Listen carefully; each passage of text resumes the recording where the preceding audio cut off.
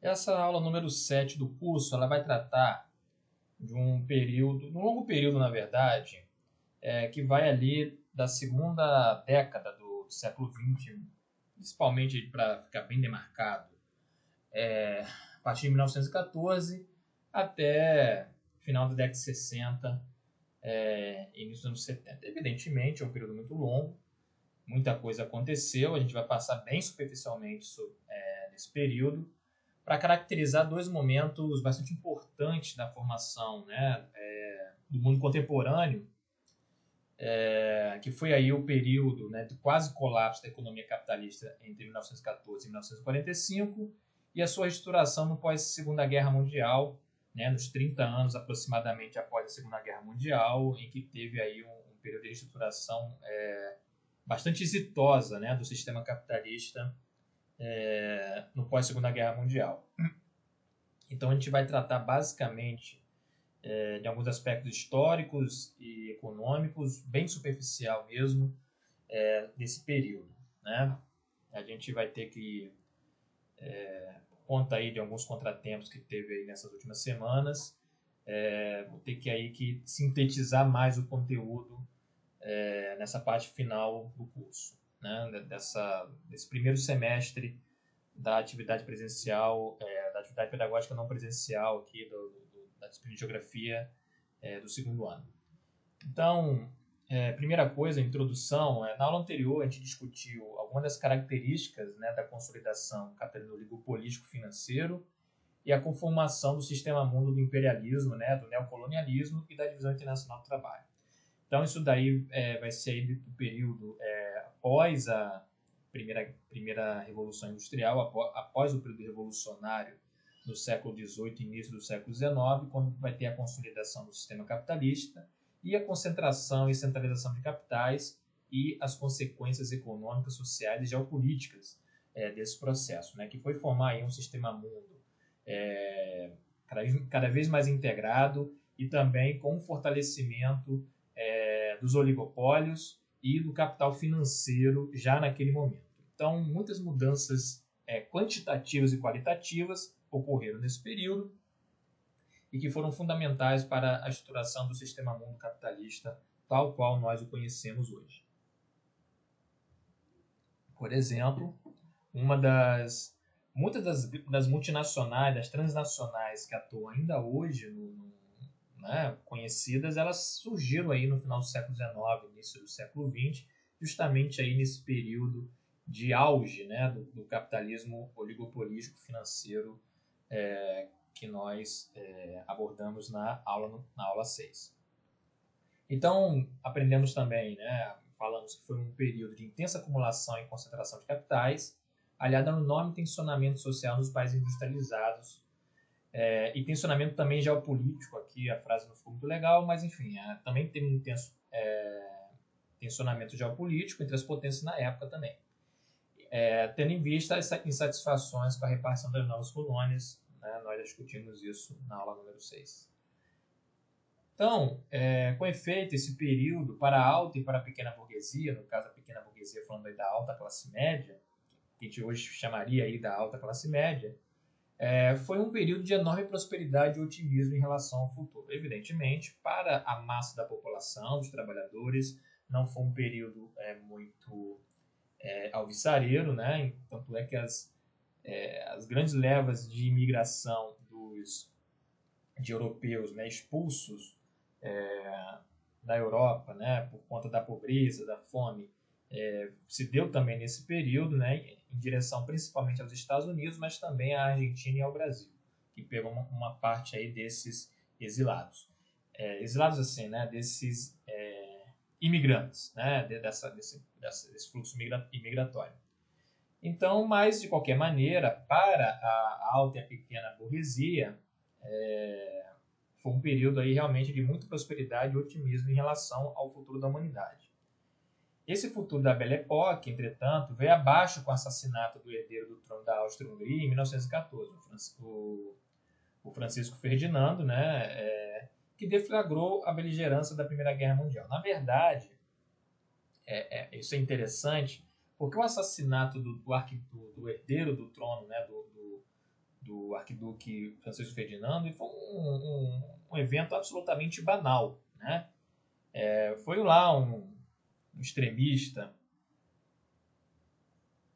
lá enfim, um insatisfeito que assassinou o arquiduque, e aquilo ali acabou deflagrando a Primeira Guerra Mundial, mostrando aí o nível de tensionamento geopolítico que se dava aí, né, já na primeira década do século XX entre as potências industriais europeias, né, entre as potências imperialistas, né, neocolonialistas da Europa. Então a gente vai ver aí como às vezes um fato absolutamente em condições normais, um fato banal, por mais lamentável que seja, mas que na verdade como a conjuntura e o tensionamento da correlação de forças pode fazer com que o ato mais absolutamente banal pode gerar consequências que às vezes nada tem a ver com o fato original. Mas o que acontece é que a partir de 1914 esse mundo vem abaixo com a Primeira Guerra Mundial e nós vamos entrar aí nesses 30 anos aproximadamente aí de quase colapso do sistema capitalista. Então, os objetivos da aula. Nós, considerando esse contexto, na aula de hoje a gente vai abordar esses dois grandes períodos, né? A partir desse colapso dessa ordem mundial a partir de 1914. E então, o primeiro que a gente vai abordar rapidamente vão ser sobre essas 3 décadas de intensas crises, entre 1914 e 1945, e depois o rearranjo do sistema mundo pós Segunda Guerra Mundial, cujas instituições foram vigentes até a década de 70. Ainda existe muito das instituições desse rearranjo, por exemplo, como o Fundo Monetário Internacional, o Banco Mundial.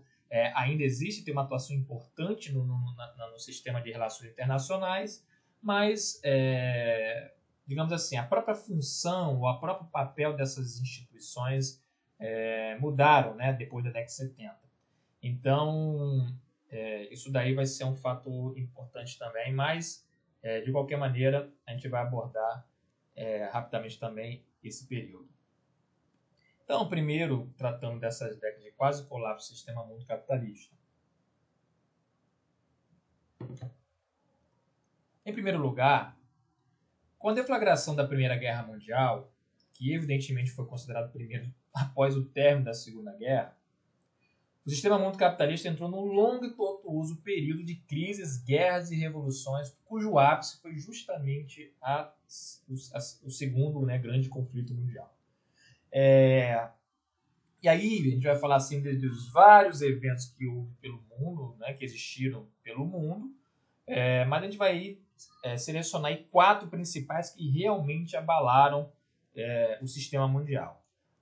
Então, o primeiro, evidentemente, foi a Primeira Guerra Mundial, de 1914 a 1918, que mudou, né, a geografia, né, o mapa, a cartografia da Europa, principalmente. E foi, digamos assim, o primeiro passo, né, digamos assim, as tensões não resolvidas da Primeira Guerra Mundial, porque ela foi consequência dos tensionamentos ocorridos desde o período ali, né, da partição das colônias e tal, né?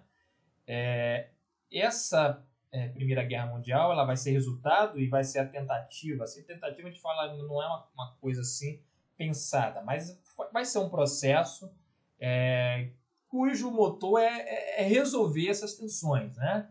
Evidentemente, essa Primeira Guerra Mundial ela vai ter lá os aliados, você vai ter a Tríplice Aliança, a Tríplice Entente, aí realmente eu não me lembro propriamente qual o nome das alianças, mas é mais ou menos nessa linha. Você teve ali, por um lado, basicamente, né, a França e a Inglaterra de um lado, e do outro lado a Itália e principalmente a Alemanha, que era a potência emergente que queria aumentar e romper com as instituições do lado do neocolonialismo do final do século XIX para conseguir crescer e aumentar isso, né, dar condições para a expansão da sua pujante economia, né?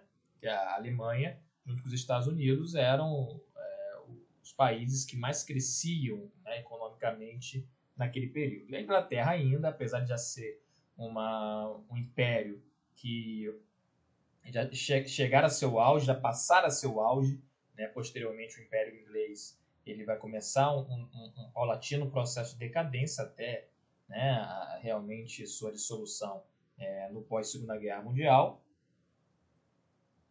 na descolonização, mas você vai ter essas novas potências. Né? Os Estados Unidos, por exemplo, já no início do século XX, já despontam como principal economia capitalista, mas ainda não tinham a influência e o poder geopolítico que a Inglaterra tinha.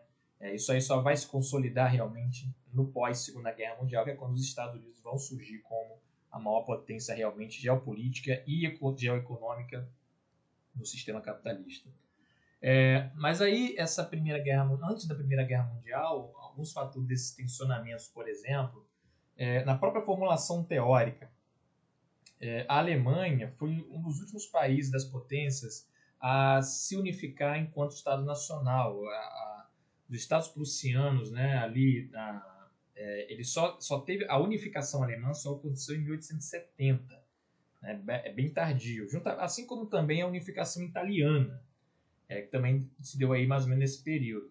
Então foram potências tardias, né, que por conta de terem, né, se formado e consolidado enquanto Estados nacionais unificados tardiamente, acabaram que perderam, né, a corrida imperialista nesse sentido, né, nessa repartição.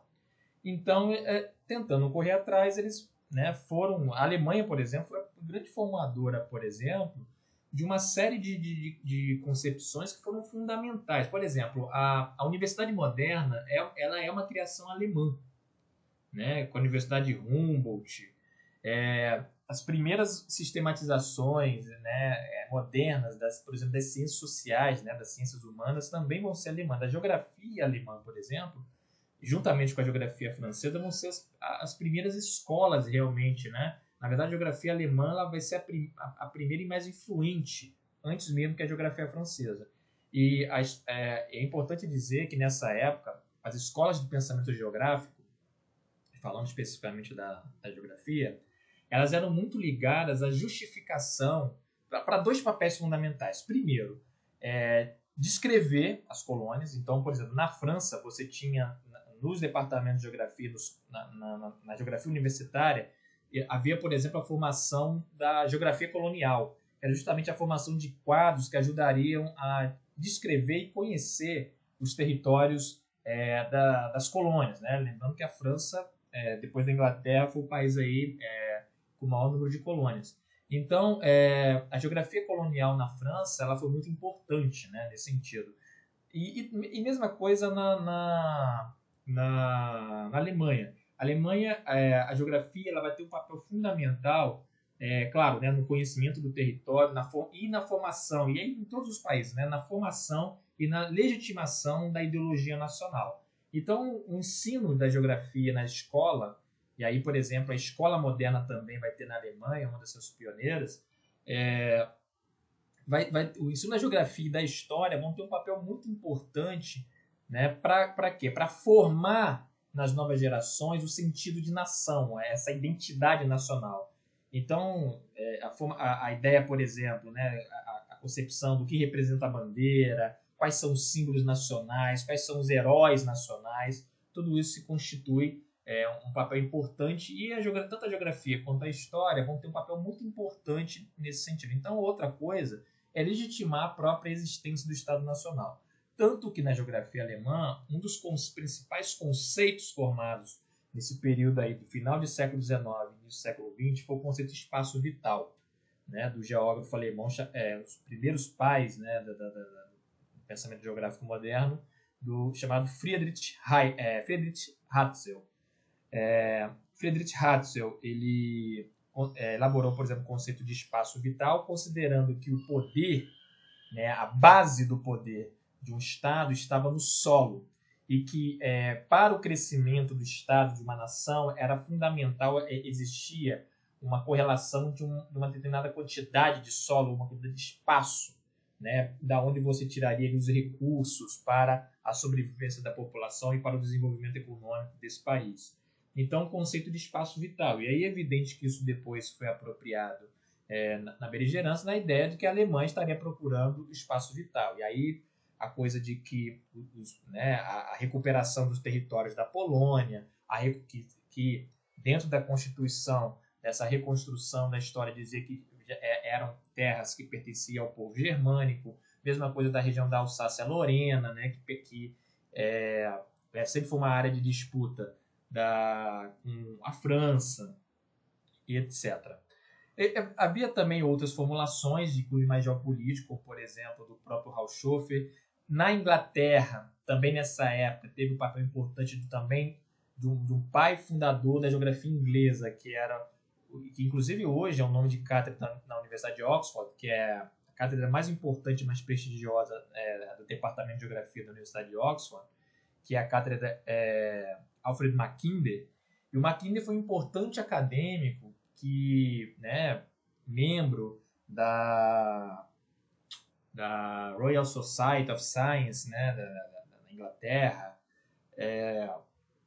e que formulou, por exemplo, o conceito do Heartland, que era muito, na base, muito parecido com o pensamento do espaço vital.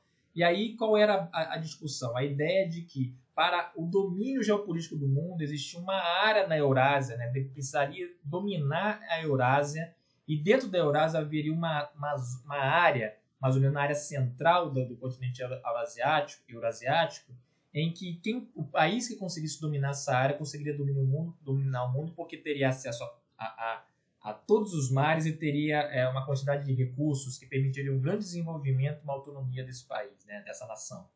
Então, isso aí também foi muito importante na construção de concepções geopolíticas do mundo. Na continuação desse curso, que a gente poderia falar aí, no segundo semestre desse curso, onde vai tratar rapidamente sobre a gente vai tratar novamente, essa geografia histórica do capitalismo, mas dentro da perspectiva mais geopolítica. A gente está tratando aqui de uma perspectiva mais geoeconômica, nesse primeiro semestre.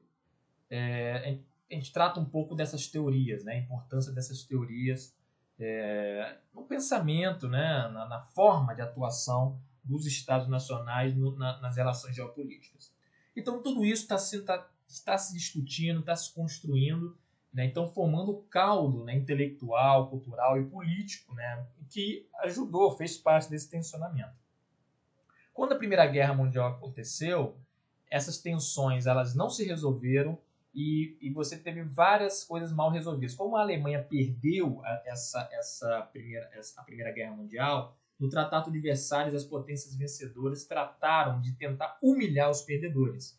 Então a Alemanha ela foi literalmente humilhada. Então você acaba que a Primeira Guerra Mundial já criou as bases, as sementes para a Segunda Guerra Mundial. Isso daí foi reconhecido por John Maynard Keynes, que era um negociador representante dos britânicos em Versalhes, e ele mesmo, apesar de ser um dos negociadores dos britânicos, ele discordava do que estava sendo ali falado, Tanto que ele publica um livro chamado As Consequências Econômicas da Guerra, no qual ele discute e já prevê que o Tratado de Versalhes criaria as condições para novos tensionamentos. Então, aí, como uma das outras consequências importantes da Primeira Guerra Mundial foi a Revolução Russa. A Revolução Russa só foi possível por causa da entrada da Rússia. Apesar da Rússia ter sido parte dos aliados em tese vencedores, a Rússia ela perde flagrosamente a guerra para a Alemanha. E dentro desse tensionamento, mais a opressão interna, as tensões internas na Rússia, enfim, o poder do czarismo estava absolutamente decadente, e a fome, a crise econômica gravíssima, e as mortes e a desmoralização do exército russo, isso daí criou as condições para a Revolução Russa. E aí existe aí toda uma história da primeira revolução, a Revolução de Fevereiro, que foi uma revolução mais espontânea, Depois veio a Revolução de Outubro, que foi quando os bolcheviques conseguem tomar a direção do movimento revolucionário, que depois vai dar origem aí à União Soviética. Então, mas podemos dizer que a Revolução Russa ela foi aí filha da Primeira Guerra Mundial. Outra crise do ponto de vista econômico particularmente grave que também marcou foi a Grande Depressão ocorrida aí. A Grande Depressão ela foi acontecer no outro lugar, foi acontecer no país mais próspero da época, que eram os Estados Unidos, né, que não tinham sido afetados, né, pela guerra, participaram, mas não foram afetados, né, pela guerra. E assim, né, os Estados Unidos foram a terra em que o liberalismo político e o liberalismo econômico foram ideologias fundantes da construção da identidade nacional estadunidense. Então, esse liberalismo econômico, o laissez-faire, né, nos Estados Unidos, ele, na década de 20, ele teve aí, né, a tentativa de reconstrução na Europa, as indústrias europeias, né, dos países europeus em frangalhos. Os americanos foram os grandes, né, isso daí permitiu um grande expansionismo na economia estadunidense, né, na década de 20, porém aí já na partida final da década de 20, 27, 28, os países europeus começaram a recuperar sua capacidade produtiva, isso daí diminuiu bastante o fluxo de comércio e o superávit dos estadunidenses para os europeus, e aí, né, se criou uma grande capacidade ociosa, e isso daí foi rebater justamente na Bolsa de Valores de Nova York, na chamada Quinta-feira Negra, em outubro de 29. E aí, a partir disso daí, a economia americana ela entrou num quadro recessivo bastante grave, e depois depressivo foi quando, né, os níveis de desemprego, de falências ficaram absolutamente fora do controle. E aí as teses liberais elas ficaram absolutamente desmoralizadas, porque a tese liberal dizia que o mercado iria se autorregular, né, e que não deveria haver uma maior intervenção do Estado na economia. Essa crise dos Estados Unidos se alastrou pelo mundo, isso teve um impacto brutal na Europa, né, principalmente na Alemanha, então, o que ajudou também a própria ascensão aí na Alemanha, né? Na Itália a Itália já no final da guerra, da Primeira Guerra Mundial, as condições já estavam dadas, e de fato o fascismo italiano já assume o poder, né, já ali no final ali da primeira década, início da década de 20. Já na Alemanha, né, a Grande Depressão teve um papel muito importante aí para a ascensão final aí do nazismo, que se deu justamente em 1933, quando Hitler consegue aí a sua eleição para ser chanceler da Alemanha. Então, a Grande Depressão ela foi aí foi ao longo da década de 30, vou até 36, mas na verdade o que conseguiu, na verdade, a superação da Grande Depressão tem duas razões, né? Um foi o New Deal, que nós vamos falar mais tarde, e a Segunda Guerra Mundial, que aí realmente colocou a máquina da acumulação capitalista realmente para funcionar. Mas também tem um papel importante. E finalmente a Segunda Guerra Mundial, que é quando esses tensionamentos todos novamente vão né, chegar ao paroxismo, e você vai ter ali novamente um conflito ainda maior do que o primeiro, mas que realmente dessa vez ele consegue, digamos assim, né, a curva de aprendizado aí desses 30 anos, ele mais ou menos se consolida e vai dar as condições para a próxima fase, né, que foi uma fase de bastante expansão econômica. Mas a Segunda Guerra Mundial ela foi um período também muito importante, né, e que redefiniu e que consolidou aí o sistema mundial aí para os próximos 45 anos mais ou menos aí, né, de como o sistema internacional, o sistema mundo se organizou. Então, algumas consequências, né, desse período. Então, primeiramente, as consequências econômicas. Primeira foi a desmoralização do liberalismo econômico. A Grande Depressão teve um papel muito importante nessa desmoralização, porque as teses, as teorias, né, calcadas aí nos pais, né, fundadores da economia política liberal no Smith, no Ricardo, no Say, no Bentham, foi absolutamente desmoralizado, não conseguiu resolver os problemas criados aí, né, que pipocaram, né, que estouraram com a Grande Depressão, e isso acabou fazendo aí, né, gerando uma desmoralização do pensamento econômico liberal. Ele não deixa de existir, ele continua existindo, principalmente em algumas cepas aí, né, da academia, né, que se organizaram e que tinham, né, há uma tendência da burguesia pelo liberalismo econômico. Então é uma questão de conjuntura para poder ter esse retorno ao pensamento, né, de que o capital privado ele tem que ser absolutamente livre, desregulado, não tem nenhuma intervenção externa. Todo grande capitalista ele fora, salvo em condições como da década de 30, quando a correlação de forças é muito negativa para o capitalismo, né, para o capitalista. Isso daí acaba, a tendência sempre é do grande capitalista ser um liberal. Então, mas a conjuntura, a realidade acabou desmoralizando o liberalismo econômico.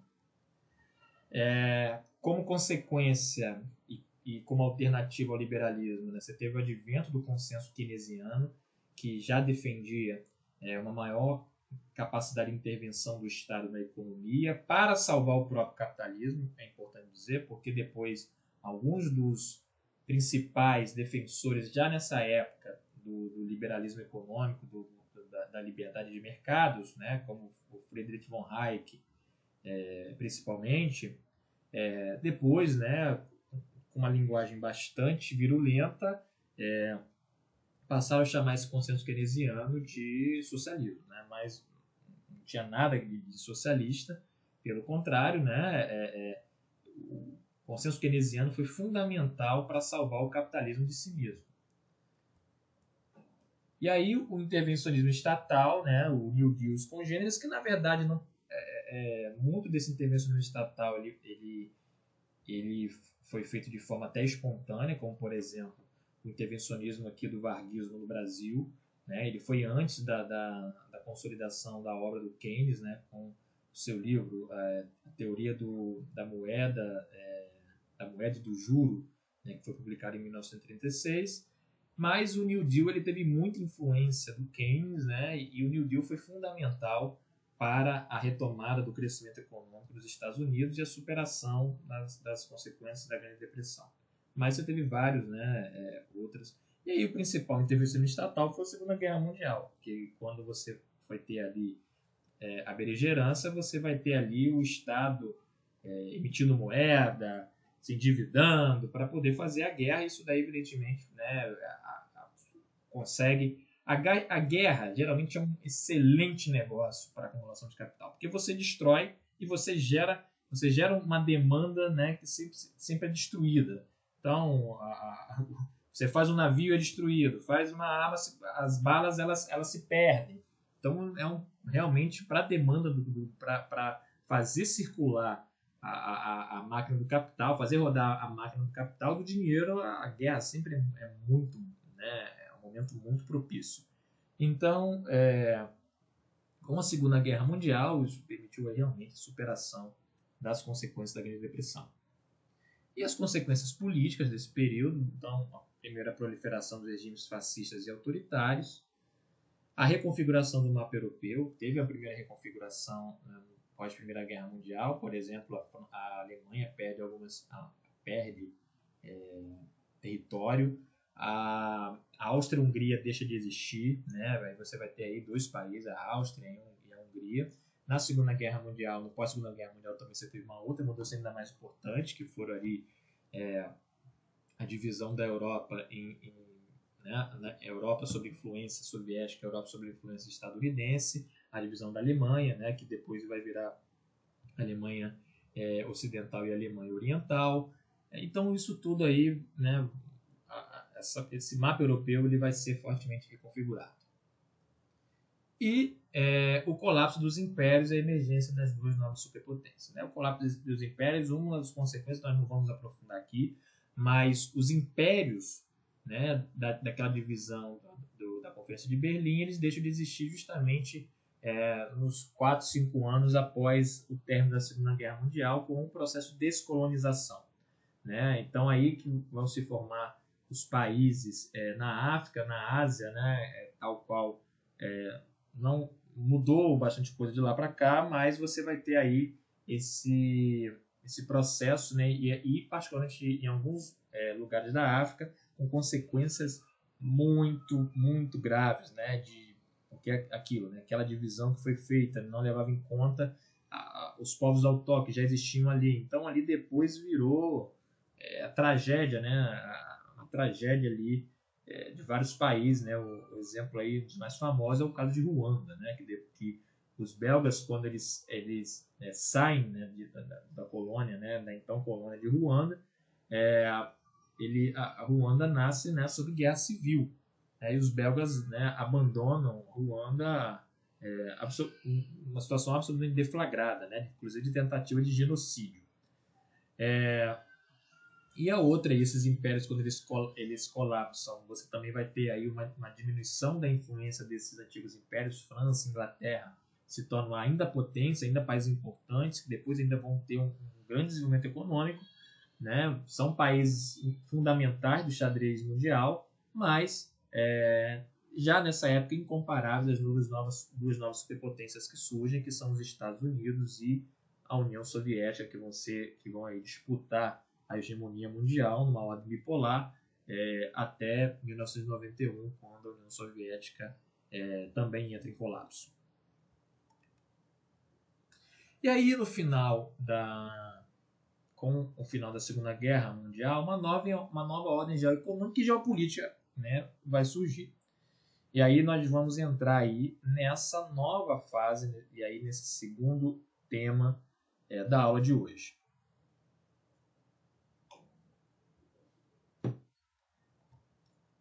Então, em primeiro lugar, com o fim da Segunda Guerra Mundial, uma nova ordem se configurou a partir da destruição da ordem anterior.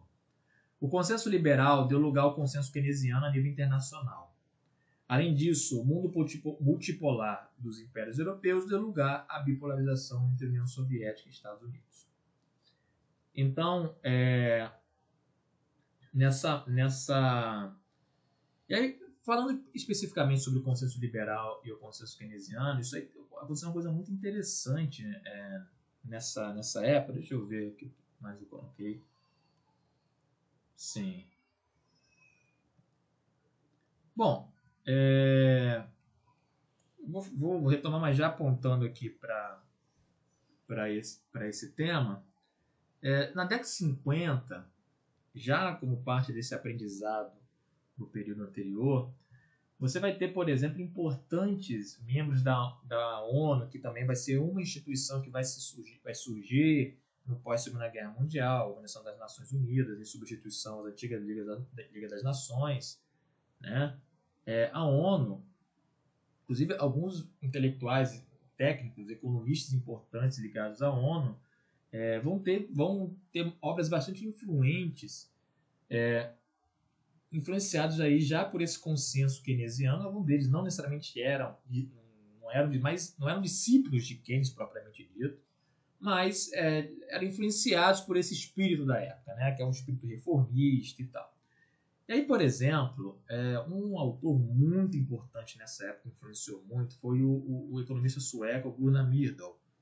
E ele tem um livro muito importante chamado Teoria Econômica e Regiões Subdesenvolvidas, no qual ele defende a atuação do Estado, e aí falando sobre essa questão desse consenso, né, não liberal, e que uma afirmação central desse livro dele, e ele é importante porque em 73 ele ganhou o Prêmio Nobel de Economia, né, em memória ao Alfred Nobel em Economia, juntamente com o Hayek, né,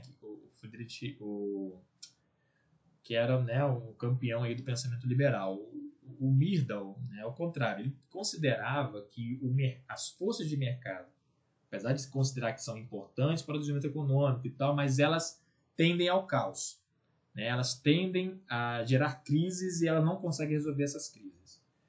Então, a importância, né, da existência a nível dos estados, né, da regulação do Estado e a nível internacional de um concerto internacional no sentido de superação dos níveis de pobreza, dos níveis, né, de superação do subdesenvolvimento. Então, a gente vai observar, é evidente que a nível das relações internacionais concretas, né, essas concepções elas tinham alguma entrada, mas o que dominava realmente era meio que o Estado hobbesiano, né? O homem é o lobo do homem, os Estados são lobos dos Estados, né? Então, apesar disso, né, a gente vai observar a importância desse tipo de obra, né, nesse momento, né, teve bastante influência na formação de quadros, inclusive nos países subdesenvolvidos, né? Então, a gente vai ver aí essa mudança aí. Então, no campo da economia, algumas mudanças foram centrais. Primeiro, né, a construção de uma nova institucionalidade internacional a partir da Conferência de Bretton Woods nos Estados Unidos em 1944, um pouco antes do final da guerra. A Alemanha já tinha perdido a guerra, só faltava a conclusão da Guerra do Pacífico, né, que foi concluída lá com as bombas atômicas. Entre outras coisas, essa Conferência de Bretton Woods vai ser, na verdade, onde vai se construir a ossatura institucional fundamental do pós-guerra, né? No mundo capitalista, né? A Conferência de Bretton Woods não teve a participação da União Soviética, dos países, né, do então chamado, né, depois chamado de Segundo Mundo. Mas vai ter, né, dos principais países do mundo capitalista, né, e alguns, né, também da periferia, mas evidente, né, sempre o protagonismo para os países mais importantes. E aí, né, por exemplo, Keynes foi representar a Grã-Bretanha, né, você teve outros também.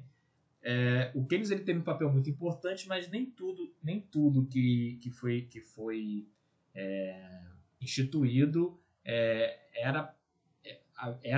o Keynes perdeu em muita coisa. Uma das coisas que Keynes perdeu, por exemplo, foi a instituição do comércio internacional lastreado no dólar, né, no padrão ouro-dólar, né, o dólar-ouro, né? Então, isso aí, mas enfim, né, mas de qualquer maneira, o que a gente vai encontrar ali, o que é central de Bretton Woods vai ser a instituição do Fundo Monetário Internacional, que seria justamente a criação de um órgão, de uma instituição intergovernamental entre países, que estaria destinado aí a auxiliar e ajudar com o resgate financeiro de países com problemas financeiros, né? Endividamento, de moedas insolventes, esse tipo de coisa. Então, o Fundo Monetário Internacional. Outra instituição muito importante foi o Banco Internacional para a Reconstrução e Desenvolvimento, a sigla em inglês BIRD, né? Quer dizer, a sigla em português é BIRD, mas o que é conhecido depois como Banco Mundial. Qual é a diferença, né? O Fundo Monetário Internacional ele vai trabalhar no resgate em países com crises financeiras. O Banco Mundial ele vai financiar estudos e projetos voltados para o desenvolvimento. Essas instituições existem até hoje, são muito importantes no sistema internacional. Evidentemente que depois da década de 70, a sua orientação deixa de ser uma orientação ligada ao consenso keynesiano e passa a ser cada vez mais ligada ao consenso neoliberal, né, que a partir dos anos 70, dos anos 80, vai ser o que vai dominar a nova ordem do sistema mundo. Mas são instituições criadas nesse momento que foram muito importantes. E a terceira decisão foi a ancoragem do comércio internacional no dólar lastreado em ouro, né, o padrão ouro-dólar. Isso daí vai ser uma instituição de transição entre o que existe hoje e o modelo do padrão ouro anterior, né, que foi vigente até a década de 30. Até a década de 30, as moedas, elas buscavam, você teve idas e vindas, mas em linhas gerais, as moedas, eu falei lá atrás, né, sobre essa questão do lastro metálico, mas as moedas, a força de uma moeda era lastreada na quantidade de ouro que um país tinha. Então, em tese, você poderia fazer, por exemplo, resgates em ouro, por exemplo, quem tivesse reservas com a libra esterlina, né, que era a moeda mais importante, né, a moeda da Inglaterra, nenhuma moeda, no padrão ouro até a década de 30, nenhuma moeda exerceu a função que o dólar exerce hoje. Então, o que era a grande referência? Era justamente o ouro. Então, quem tivesse reservas, por exemplo, em libras, ele poderia, em tese, resgatar essas reservas em ouro, né, fazendo resgate nas reservas de ouro da Inglaterra. Em tese, essa era a lógica do padrão ouro. Qual era o problema do padrão ouro? A emissão de moeda deveria estar ligada. É evidente que você tinha alguns problemas, mas mais ou menos era o seguinte: você tinha que estar referenciada a emissão de moeda, a emissão, né, de notas, enfim, da moeda, tinha que estar ligada, né, alicerçada nessa quantidade de reservas em ouro. Então, os países que tinham maiores reservas de ouro possuíam moedas mais conversíveis e moedas mais com maior segurança. Nesse novo padrão ouro-dólar de Bretton Woods, vai ser intermediário, não vai ser um padrão ouro típico. A única moeda que realmente estaria lastreada em ouro era o dólar. Então, o que acontece? O país que seria a âncora, o país que seria esse regulador do comércio internacional seria os Estados Unidos. Como é que os Estados Unidos conseguem ter essa preponderância? É justamente por conta da grande redução de influência das outras potências. Como a gente está falando do sistema capitalista, foi um acordo dentre os países da ordem capitalista, não da ordem socialista, né, da ordem soviética, a gente vai ter, então, portanto, realmente, e era assim, era uma distância imensa, algo do tipo, né, os Estados Unidos, né, representavam 50%, 60% do PIB dos países capitalistas. Então, do produto, né, da economia dos países capitalistas. Então, era realmente o país, né? E aí você tinha de tudo, né? Os Estados Unidos tinham muito recurso, uma economia pujante, um país populoso, todas essas características importantes na formação de uma grande potência, né? Com laço territorial, de recursos naturais, de extensão territorial, isso tudo. Então, a União Soviética, do outro lado, também tinha essas características. Não tinha uma economia tão pujante pela própria lógica, né, de funcionamento da economia soviética, né? Mas né, que o mercado tinha uma atuação absolutamente marginal. Mas, de qualquer maneira, a partir disso, então, a ancoragem do comércio internacional estaria no dólar e o dólar estaria lastreado no ouro. Então, em tese, qualquer país poderia fazer a troca, né, a moeda que seria conversível em ouro era o dólar. Então, era uma relação fixa. Havia cada quantidade de dólar, ela poderia ser trocada por uma determinada quantidade de ouro. Então, essa ancoragem, ela formalmente permaneceu até 1971, quando com Nixon, e em consequência da grande emissão de moeda criada por conta das demandas da guerra do Vietnã, que é quando realmente o sistema internacional deixa de ter ancoragem, deixa de ter lastro metálico. A partir daí, toda moeda ela passa a ser ancorada na força da economia do país emissor, né, do Estado emissor. Mas, de qualquer maneira, as bases aí do poderio do dólar foi aí com a instituição aí desse padrão ouro-dólar. Então, outra consequência, a partir do aprendizado gerado pela Grande Depressão e derivado desse consenso keynesiano, né, pela Grande Depressão e pela consequência da Segunda Guerra Mundial e pela ameaça, isso é importante, pela ameaça representada pelo regime soviético. Então, não era só as consequências da crise. O problema é que havia um regime que tinha passado incólume pela Grande Depressão e que foi o outro grande vencedor da Segunda Guerra Mundial, que foi o regime soviético. durante a fase da Grande Depressão foi justamente o período do salto industrial soviético, né? Com todas as apesar de todas as barbaridades que o stalinismo criou em termos de perseguição, assassinato, prisões e de terror dentro da União Soviética. Nesse mesmo período, por exemplo, em 1940, o Leon Trotsky ele foi assassinado a mando de Stalin, né? Tem um livro muito interessante que romanceia essa história, que é O Homem que Amava Cachorros, né? Do escritor cubano Leonardo Padura, né? Quem se interessar. É muito interessante esse livro. Não? É um romance, né? Mas baseado em fatos reais, contando essa história aí do assassinato ele conta a história do Ramon Mercader, né, que foi o assassino, o catalão, né, que foi o assassino do Trotsky, e a história do próprio Trotsky, né, da fuga dele, isso aí já quando ele já era um exilado, um perseguido pelo regime stalinista. Mas, de qualquer maneira, a economia soviética passou incólume e passou por uma grande expansão econômica durante a década de 30 e foi, né, realmente, na verdade, a primeira grande virada, você tem o dia D, que é aqui no Ocidente, né, todo mundo alô, mas a grande virada da guerra, a primeira grande derrota alemã foi em Stalingrado, né, com grandes perdas por parte dos soviéticos, mas a primeira grande derrota foi em Stalingrado, né, quando os soviéticos conseguiram derrotar a máquina de guerra alemã. Só depois, né, quando os alemães já estavam perdendo na frente oriental, que os ocidentais conseguem, na frente ocidental, começa a impor pesadas perdas para o regime nazista. Mas, enfim, né? Então esse é um fator muito importante. E a partir desses três fatos, se consensua a necessidade de reforma do capitalismo por meio da ativa intervenção dos Estados. Né? E aí, voltando ali falando do Gunnar Myrdal, ele faz parte aí, né, desse consenso da necessidade de reforma do capitalismo. E a partir desse consenso se constituiu na reconstrução europeia os estados de bem-estar social.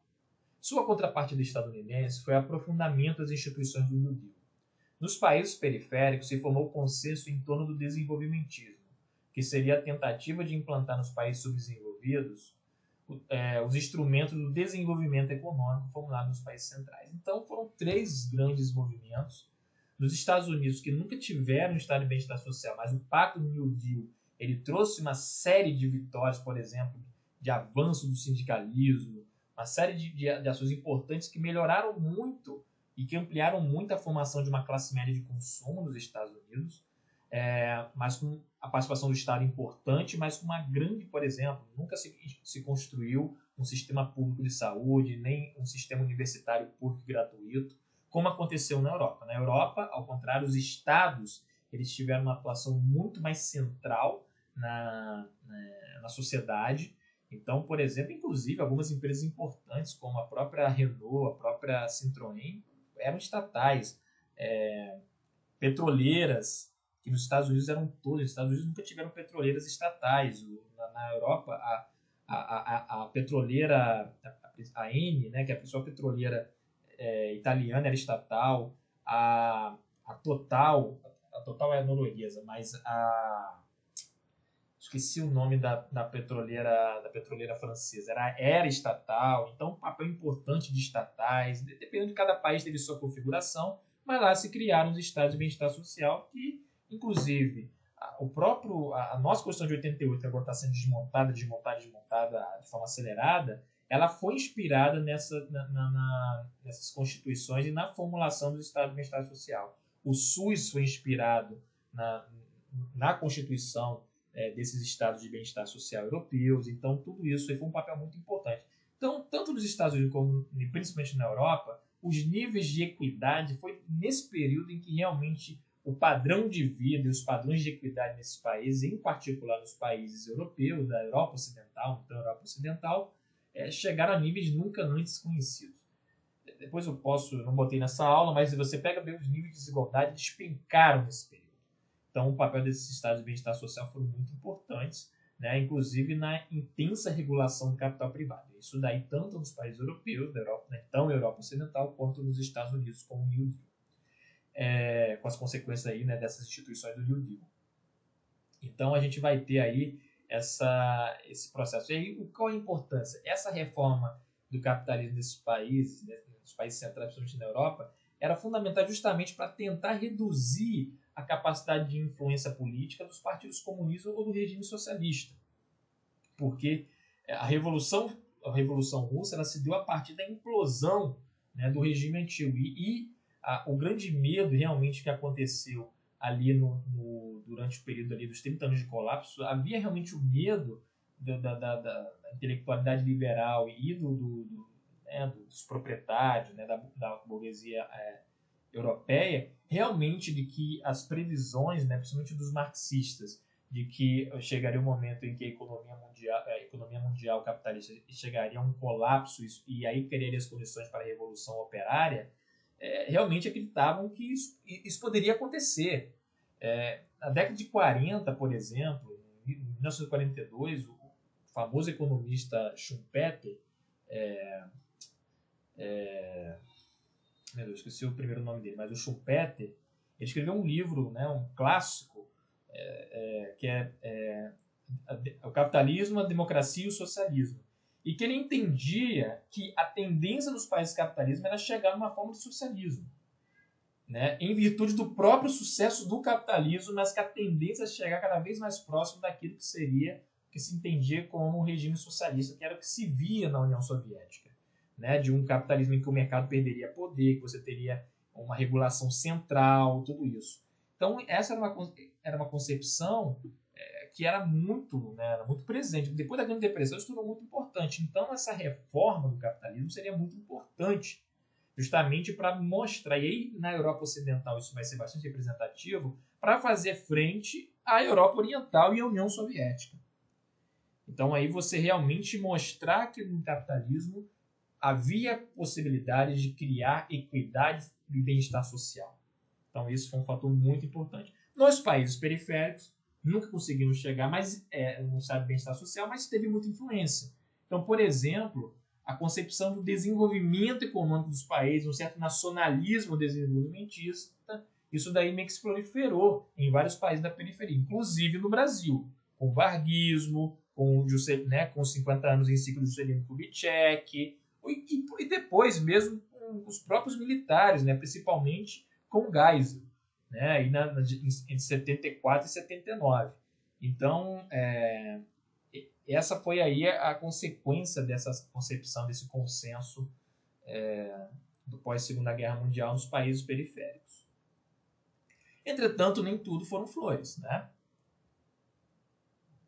A gente falando aqui dos países centrais, né? Primeira coisa, né? O consenso em torno da reforma do capitalismo, que ainda hoje é a grande referência de modelo democrático de bem-estar social. Então, hoje que se chama de socialismo, comunismo, esse besterol que a gente ouve hoje em dia aqui no Brasil e também nos Estados Unidos, muito em virtude dessa linguagem virulenta dos principais autores neoliberais dos anos 70, mas hoje o que se entende aí, né, como grande referência do modelo democrático de bem-estar social é justamente os estados de bem-estar social, né? E esse consenso ele se deu como um mecanismo de defesa à quase implosão do capitalismo, que o capitalismo liberal, né, gerou, né, nessas economias, nessas sociedades, e a real ameaça dos movimentos inspirados na Revolução Russa, principalmente na periferia. Lembrando que no pós-Segunda Guerra Mundial houve vários movimentos revolucionários na China, em Cuba, em Angola, né, você teve vários movimentos e também movimentos nacionalistas, né? Então, você tinha lá movimentos não alinhados depois, né? Depois a gente pode tratar isso no segundo semestre, mas a gente teve aí, isso aí foi importante.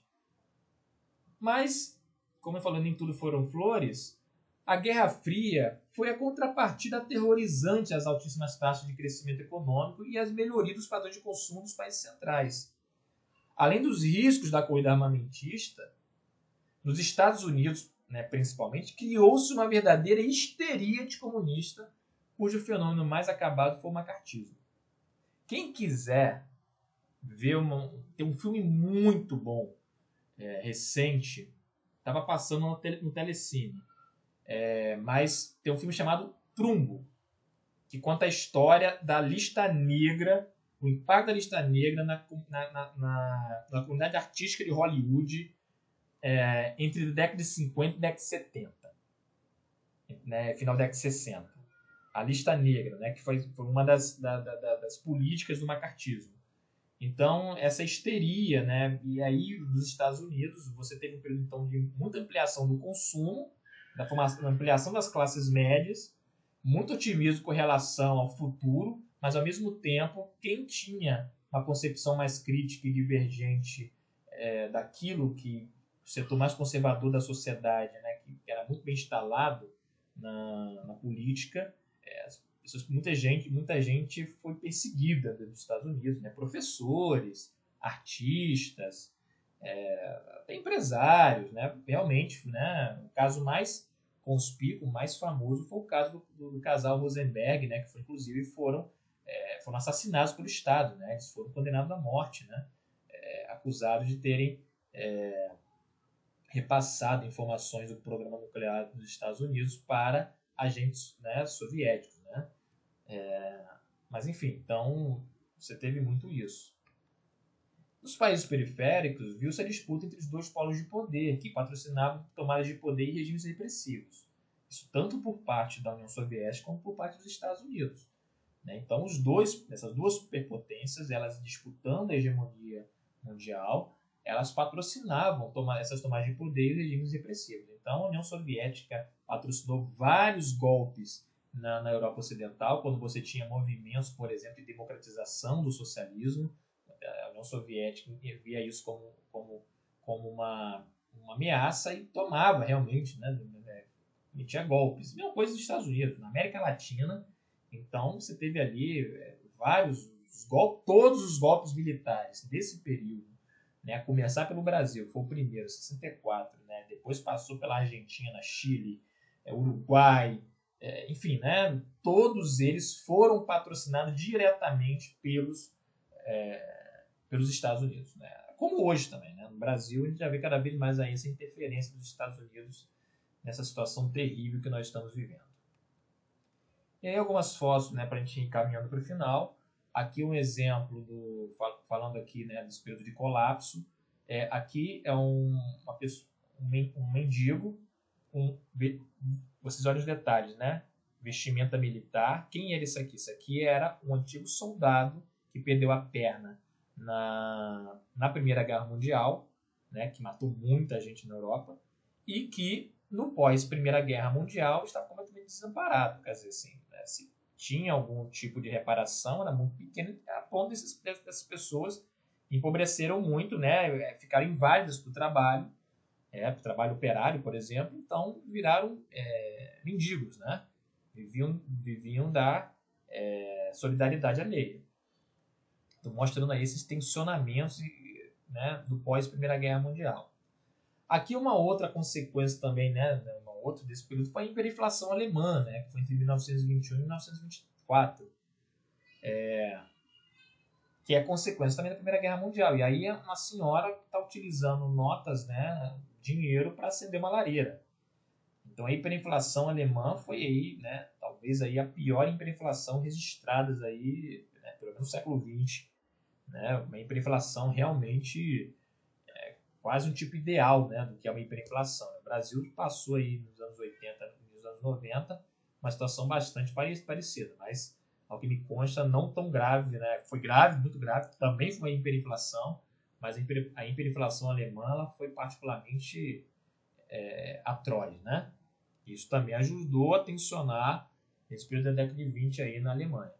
Aqui nós estamos numa foto famosa, né, da consequência da quebra da Bolsa de Valores, né, na Quinta-feira Negra, em 1929, em outubro de 1929, nos Estados Unidos. E aí um homem que perdeu, né, dinheiro ali, né, no mercado de ações, vendendo, quer dizer, era uma pessoa abastada, provavelmente, né, uma pessoa abastada, tinha um automóvel nessa época ainda era um consumo de luxo, apesar do Fordismo já tá vigente, mas ainda era um consumo de luxo, e ele vendendo, né, seu automóvel a $100, né, por conta aí dele ter perdido tudo que ele tinha no mercado de ações. Considerando que $100 nessa época não são $100 hoje, né? Os $100 ele tinha um valor muito maior, provavelmente, do que $100 hoje. Mas, de qualquer maneira, aí tem várias imagens, né, de pessoas passando fome, filas e tal. Aqui uma outra consequência também da Grande Depressão, da crise, que foram a queima dos sacos de café. Aqui foi uma ação já intervencionista do Estado brasileiro para tentar interferir nos preços internacionais do café. E aí a gente vai ver aí, então, isso aí, uma necessidade prática exigiu uma intervenção do Estado brasileiro, que já intervinha antes, né? Mas o discurso era liberal, né? Mas o Estado brasileiro sempre sustentou a economia agroexportadora de café no país, né? Que era o principal motor econômico do país, também uma consequência da Grande Depressão. E aqui, uma consequência política de todos os tensionamentos que foram a ascensão dos regimes fascistas, aqui no caso alemão, do nazismo, né? Isso aqui quando foi na posse, né? Quando Hitler assume a chancelaria da Alemanha.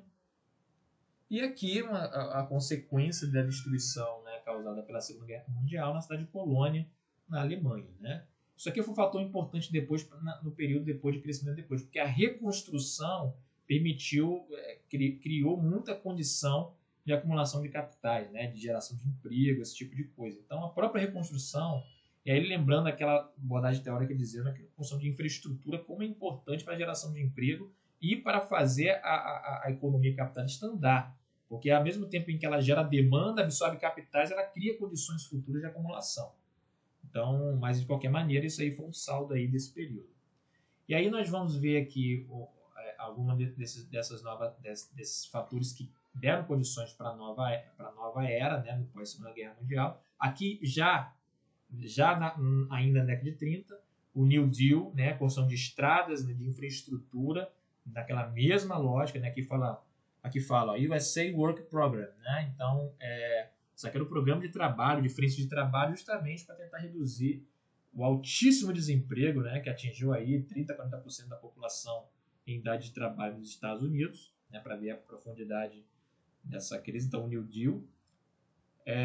Aqui, da revista Time na capa, já de 1965, falando a influência keynesiana na economia expansionista. Então, já refletindo e comemorando esses anos, né, de crescimento aí já muitos anos de crescimento acelerado, né, de uma economia muito expansiva já nas décadas de ouro do capitalismo, você tem aqui então, né, uma homenagem da Time a John Maynard Keynes, entendendo que ele é o grande formulador, né, dessa economia expansionista, né, influência keynesiana na economia expansionista na década de 60, que já estava chegando no seu auge, né, logo depois entraria já em crise. Aqui a conferência de Bretton Woods, né, e aí nós vamos a gente bom, se bem que aqui eu tô bom, agora não tenho certeza se aqui é realmente conferência de Bretton Woods, mas enfim, aqui é uma das muitas conferências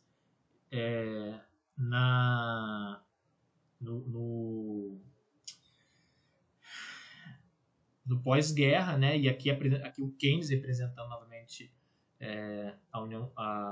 o Reino Unido, né? Mas aqui nós temos representando a União Soviética, da Iugoslávia. Aqui eu realmente não me lembro se aqui essa foto, mas acho que não é Bretton Woods, porque se eu não me engano, em Bretton Woods os países socialistas não participaram. Posso conferir depois essa informação. Aqui é o exemplo do aumento da classe média e do consumo, né? Vários artigos então considerados de luxo passaram a ser consumo generalizado, né? Tivemos o Fordismo, aquela coisa toda. Então nós vemos aqui a típica imagem da dona de casa, sentada na sua poltrona, na confortável poltrona, a coisa do automóvel, da televisão, né? O acesso, né? Uma série dessas mercadorias industriais que passaram a ser produzidas em massa, mostrando aí esse período aí de aumento do padrão de consumo nos países centrais. Aqui nós temos o exemplo da influência desse consenso keynesiano nos países periféricos, o caso aqui do grande economista brasileiro Celso Furtado, que é o grande pai do pensamento desenvolvimentista brasileiro, né, o principal formulador, né, um grande intelectual, e que teve um papel importante no sonho de transformação do Brasil também no estado de bem-estar social, que evidentemente foi um projeto derrotado no país. E aí as contradições, né? Porque você, apesar de ter o estado de bem-estar social ter sido derrotado no país, em 1988, tenta recuperar esse projeto e agora está sendo desmontado de novo, mas a modernização, de qualquer maneira, chegou a vários países periféricos. O Brasil foi o principal deles. Mas essa modernização ela não se deu nos mesmos termos nos países desenvolvidos, países ricos, e aí foi, né, você teve aí a formação de uma economia moderna, mas que se alicerçou em cima de muita precariedade. Aqui nós vemos a figura dos retirantes do Nordeste ali rumo ao Sudeste industrializado, particularmente São Paulo e Rio de Janeiro. E aí, conclusões, para a gente terminar. As contradições da emergência do capitalismo oligopolista financeiro levou o sistema ao paroxismo. Após a euforia burguesa de fim do século XIX e primeira década do século XX, a economia e a sociedade capitalistas entraram em profunda convulsão entre 1914 e 1945. Nesse período, o mundo capitalista ocidental deu sinais que implodiria sobre si mesmo, revivendo o medo de que as previsões dos marxistas a respeito da crise final da acumulação se concretizassem, como eu mencionei antes. Após a Segunda Guerra Mundial, entretanto, uma nova era emergiu, como uma dupla face de Jango, né, da mitologia grega. Por um lado, o capitalismo avançado passou por um processo de reforma que levou a níveis nunca antes alcançados, nem depois, tá? De bem-estar material para a população em geral, dos países centrais, né, do capitalismo avançado. Por outro, a Guerra Fria causou tanto o temor da destruição planetária, por conta do holocausto nuclear, o risco do holocausto nuclear, quanto a histeria interna e externa por razões ideológicas. E aí a gente, né, a história, vocês podem detalhar se quiser. Esse período se estendeu entre 45 e 70, quando a taxa de crescimento econômico global chegou a máximas históricas. Nunca antes a economia global cresceu tanto, nem depois, né? Muito desse crescimento se deu pelas mãos do novo consenso intervencionista que dominou as políticas econômicas estatais do mundo inteiro. Então, temas para vocês estudar, né, para poder consolidar, como eu falei, isso aqui é uma aula que passa, né, de forma mais superficial nesse período. Então, os impactos da Primeira Guerra Mundial no sistema mundo, a euforia econômica na década de 20 nos Estados Unidos, os impactos da Grande Depressão, o New Deal, o consenso keynesiano, os acordos de Bretton Woods, o sistema internacional do pós-segunda guerra, os anos dourados do capitalismo e os estados de bem-estar social. São palavras-chave para quem quiser se aprofundar. Então aqui termina essa aula número 7 sobre esse período entre o quase colapso da economia mundial, capitalista, e o período expansionista do pós-segunda guerra mundial até a década de 70.